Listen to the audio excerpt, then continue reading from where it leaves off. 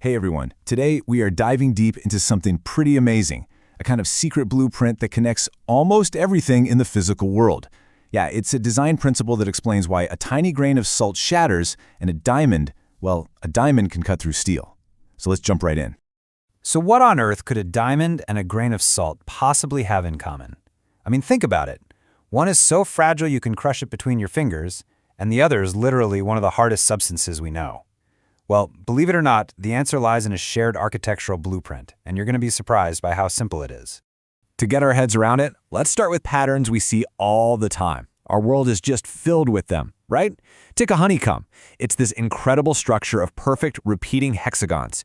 Each one is identical, and they all fit together flawlessly with no wasted space. And it's not just nature, we humans do the exact same thing. We take a single simple unit, the good old brick, and we repeat its pattern over and over again to build these huge, incredibly stable walls and buildings. It's this really fundamental idea. You start with one piece, and then you just repeat. And this very same principle, this idea of a single repeating unit, scales all the way down to the microscopic world. You see, when you look at the beautiful sharp edges and the perfectly flat faces of a crystal, what you're really seeing is the outside reflection of a perfectly ordered internal pattern. So, what is this fundamental piece? Well, that brings us to our first section, the single building block. We're going to uncover the core component of all these amazing structures. Whether we're talking about that honeycomb, a brick wall, or a flawless crystal, the secret isn't some crazy complex formula. Nope, it's all about the power of repeating one single fundamental piece. And here it is. It's called the unit cell. Now, the most important part of that definition is the phrase smallest repeating unit. Honestly, the best way to think about it is like a single Lego brick. That one brick, that one tiny piece, contains the entire blueprint for a massive castle, just by repeating its pattern over and over and over again.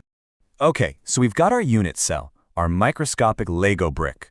But how does that one tiny block become a crystal you can actually hold in your hand? Let's find out in Section 2, Stacking in 3 Dimensions. You know, the process is actually just beautiful in its simplicity. You start with just one unit cell.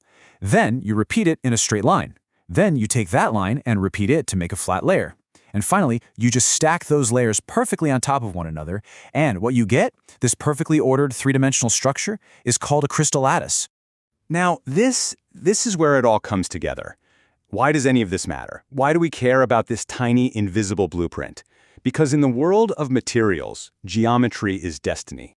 And when I say everything, I mean everything. The specific shape of that unit cell, whether it's a cube or a hexagon or something way more complex, and how the atoms are arranged inside it, that directly controls the material's properties. We're talking its hardness, its ability to conduct electricity, its melting point. It all traces back to that one single block. Which brings us right back to where we started. Remember salt and diamonds? Well, salt is built from a really simple cubic unit cell. The atoms are held together by what are called ionic bonds. You can kind of think of them like tiny, weak magnets. That's why salt crumbles so easily.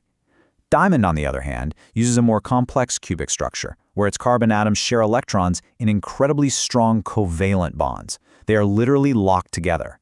And that difference in the blueprint is why it's the hardest natural material we know. And if you need any more proof, just think about carbon itself. The lead in your pencil, that's graphite. It's super soft, it's flaky, and a diamond is, well, a diamond. The wild thing is, they are both 100% pure carbon. The only difference is how those carbon atoms are arranged in their unit cells. That is the incredible power of the blueprint. So what's the big idea here? The one thing to take away from all of this? It's this. The unit cell is the fundamental plan. It is the hidden code that determines if a material is going to be strong or weak, brittle or tough. It is the invisible architecture that builds our entire visible world. And that leaves us with a really fascinating thought to end on. You know, for most of human history, we've just used the materials that nature happened to give us. But what happens now that we understand the blueprint? What happens if we become the architects, designing and building new materials one unit cell at a time? Could we create metals that are lighter and stronger for space travel, or more efficient semiconductors for our computers? Just imagine, what incredible new things could we build tomorrow?